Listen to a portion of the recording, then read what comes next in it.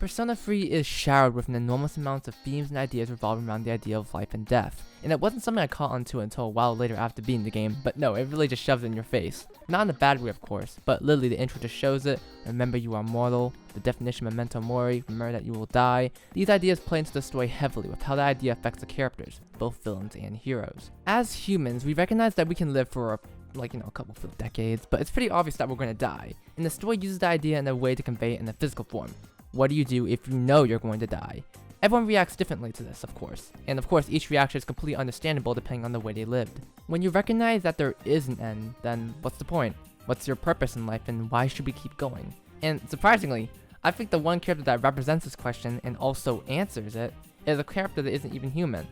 She's a robot. Meet Aigis, the best Persona character. She's a robot developed by the Kirijo group. She has a really cute model. I don't know why I mentioned that. I don't know, she looks kind of goofy. She runs funny. And, oh yeah, she has a gun arm, which is pretty cool. Aigis is an anti-shadow suppression weapon, designed for, well, defeating shadows, the generally main enemy of the game. After an incident with a shadow 10 years ago, she was permanently disabled until Cease, the cast of Persona 3, arrives at the beach for a good old vacation. Also get more information about the Kirijo group and some stuff they did 10 years ago, but she specifically turned back on slightly due to the appearance of the main protagonist. It's here where Aigis joins Cease, after a very hilarious scene of the dudes trying to hit on her because they thought she was a human girl. Aigis has an unusual obsession of the main character, going as far as to break into his room to watch over him, and to also attend school just to be close to him. It's kind of weird, but the truth is soon revealed as to why she has such an attachment to him. That shadow she fought 10 years ago, well, it returns, and this time she loses, but not before regaining her memories of those 10 years and realizing that she lost that time as well. But before she could fully lose, she captured it and shoved it into a vessel. That vessel being the main character. It's also good to note that the shadow itself is fucking death itself, so imagine getting a physically defined version of death inside you. Now this is the defining part of Aigis' character, and the one aspect I love about her the most. Her reason for living, or reason for being built, was to defeat shadows. And when she isn't able to defeat it, she starts questioning the reason for her existence.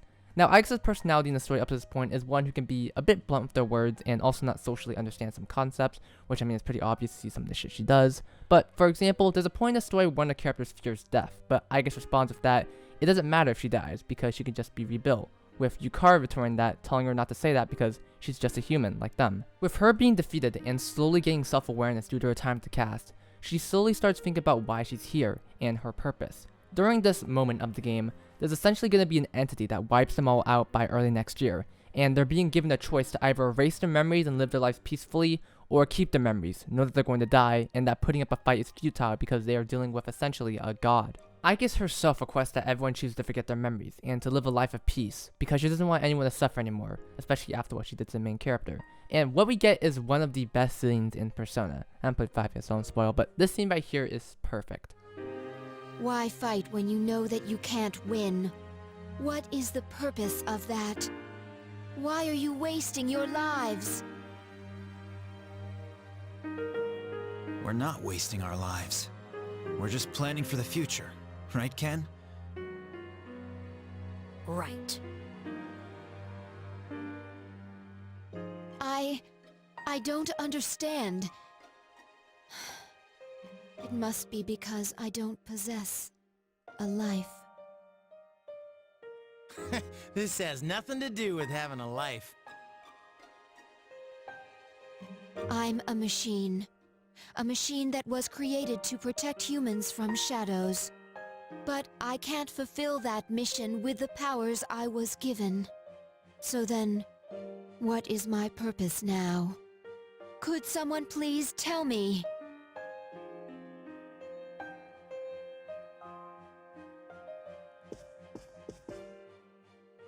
We don't know the answer, Aigis. The only one who can tell you what your purpose is you. That's why we're having such a hard time making our decision.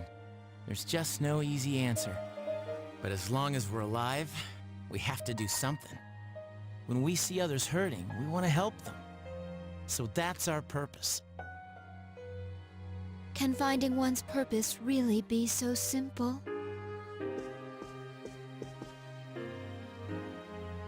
When I saw you collapse, I realized something. I want to protect you. I don't want to forget about you. Fuka-san. There are times when you will lose sight of your goal, and you will have to search for it. But if you can't find it again, then you must set your heart on a new goal. To truly live, you will need to make changes sometimes. Do you think I can do that? Do you think I can change? Yes. I mean, you've changed so much already. Haven't you noticed? Aigis' resolution here is amazing, and to have it finalized with her persona evolving to her ultimate form is just the tip of the top. Having her decide she's going to start living is such a simple yet powerful statement, even if she's unsure about how to go about it. From here, we can go forward with Aigis' social link, where we can see how she attempts to live, in other words. You know how humans have that indomitable human spirit, the one that gives you hope and strength, even when partially logically it doesn't make sense? Aigis hopes to look for that and then some. Her social link was simple, yet one of the best for me.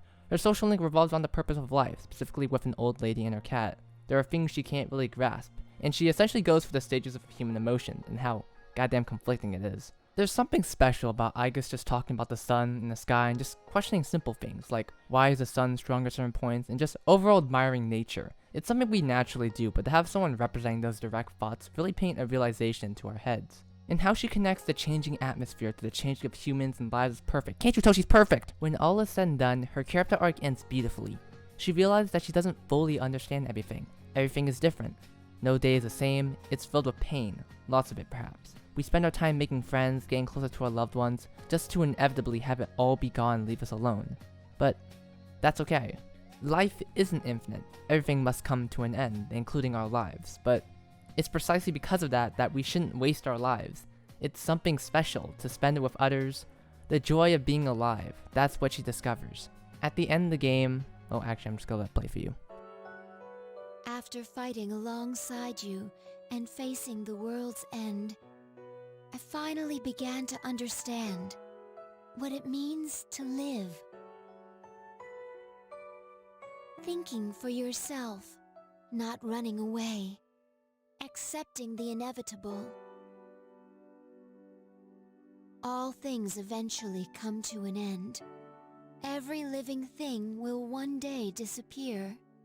Only by accepting this can one discover what they truly want, what the meaning of their life will be. You don't have to save the world to find meaning in life. Sometimes, all you need is something simple, like someone to take care of. I desperately want to gush out my feelings on the second half of this game and why it's so beautiful. There's something so reinvigorating about seeing characters simply find their purpose in life, or refind it. All of these characters are amazing in their arcs, and it's one of the times where the story and gameplay elements mesh perfectly, with the character being able to find resolve in themselves, and they unlock their ultimate persona, giving them more power in-game. I'm not afraid of saying that, being frank, playing this game and seeing the events unfold and how the characters reacted changed me in a way. It forcefully, in a good way I stress, opened my eyes to a different perspective, a different mindset. And it's the reason why I consider 3 to be my favorite Persona game story-wise. I'll have to play 5 before I fully gauge it. But yeah, that's all I wanted to say. I just want to talk about Aigis. That's it.